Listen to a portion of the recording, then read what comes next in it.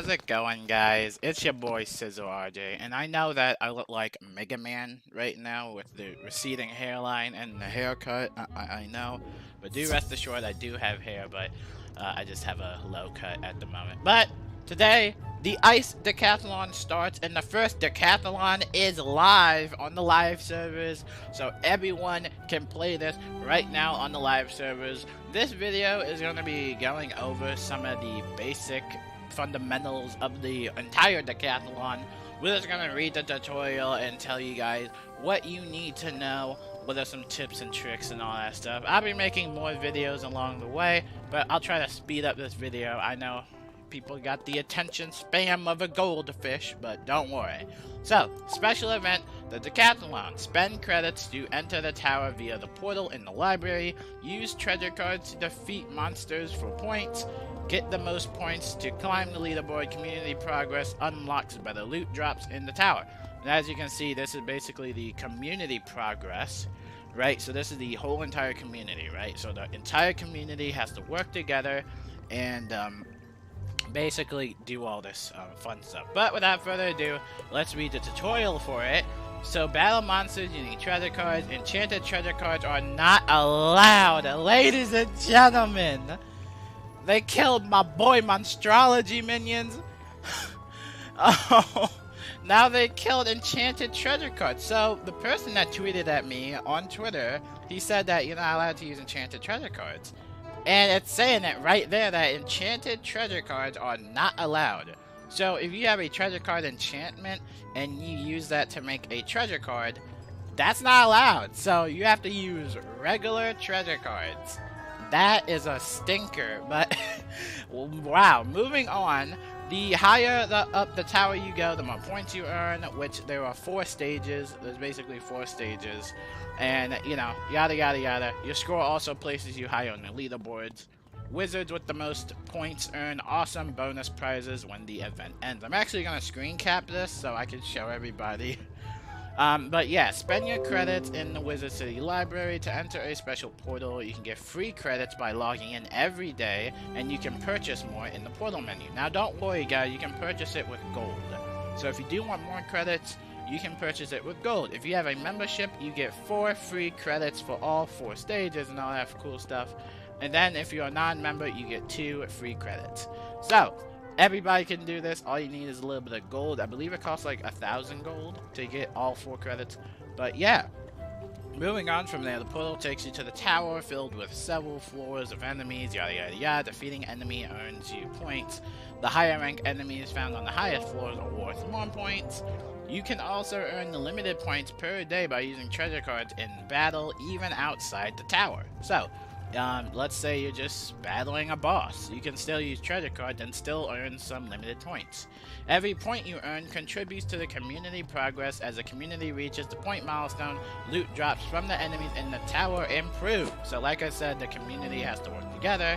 Enemies in the tower both drop loot and new reagent runes. You'll be able to use runes to craft powerful items.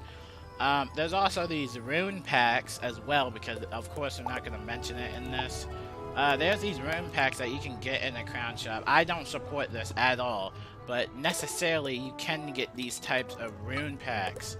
And basically you can get the Ice Decathlon Tower pack, and then you can get all of this one, which the bigger one, you know, is 19,000 crowns, and that's going to give you like 30 Decathlon Ice Tower packs, fire runes, and all that stuff. So if you did want to beat the grind, then you could buy that, but I don't support that. But it's just like, I don't know, I just don't support that. But yeah, just try it out, see what happens and all that stuff. But okay, going back to this, at the end of the tower stage, you will find a recipe vendor where you will learn upgrades and your decks of Hand of Fates.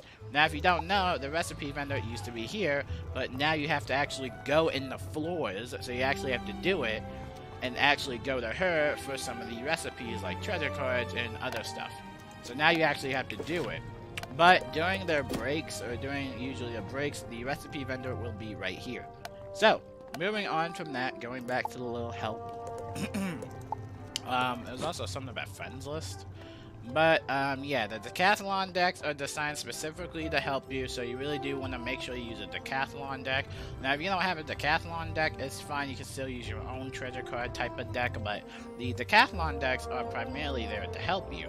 The Hands of Fate are formidable-looking weapons to stitch to your favorite wand, but you need crowns for that. Obviously, 100 crowns to stitch an item. Upgrade those for greater style and flourish. Only the most dedicated Decathletes can proudly display the ultimate Hands of Fate. If you guys don't know, there's plenty of Hands of Fate. The only recipe she had, though, the recipe vendor, she only had the ultimate Hands of Fate available, so I think I have to actually go in there and see what other recipes she has. But moving on from that, the top Decathletes on the leaderboard also win friend rewards. These rewards are sent to everyone on your friends list who also earned points in the event. At the end of the event, participants win additional rewards based on the leaderboard placement. So, to allow Wizards to compete in the Decathalon, your stats are preset. They won't be affected by gear, level, or school. Henchmen, potions, and elixirs are also disabled. The only thing that you can affect are your deck and the treasure cards therein. But you must set those before entering the tower. So before you actually enter the tower, you have to set your deck, basically. Because if you go in there, it won't let you. And when you battle an enemy, you can only cast treasure cards. Regular spells are not available. So treasure cards only, people. Remember that. Towers are broken up into sets of floors called stages. Like I said, there's about 4 stages.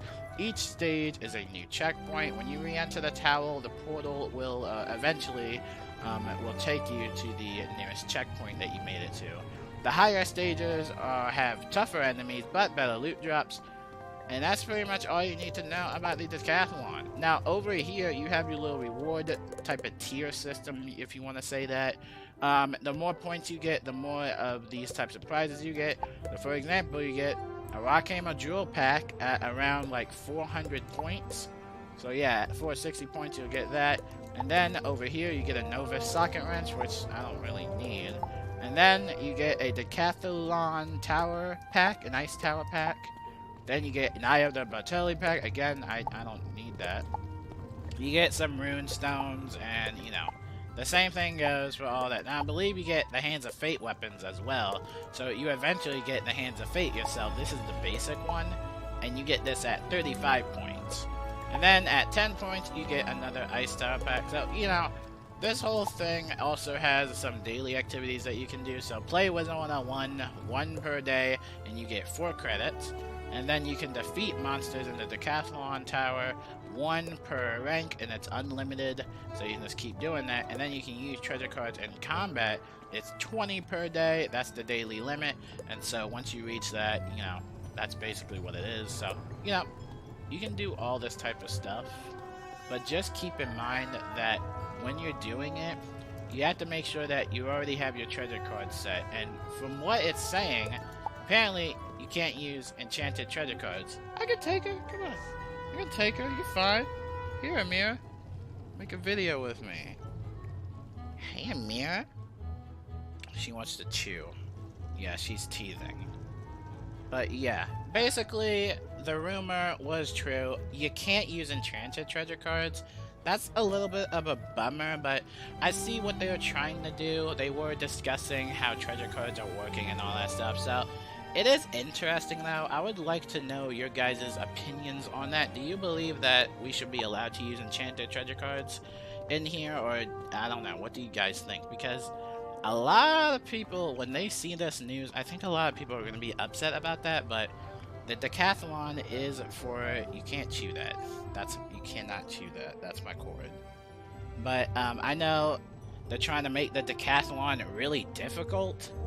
However, it still just feels like, I don't know, it just feels like, look at Mira. Look what she's doing. Look, she's teething. She's teething. But yeah, let me know what you guys think. I'm gonna play a little bit of the Decathalon. I'll be recording more videos today or tomorrow, whatever. I might even live stream if the internet holds, but I'll see you guys later. Baby Amira says goodbye, and we'll see you guys later.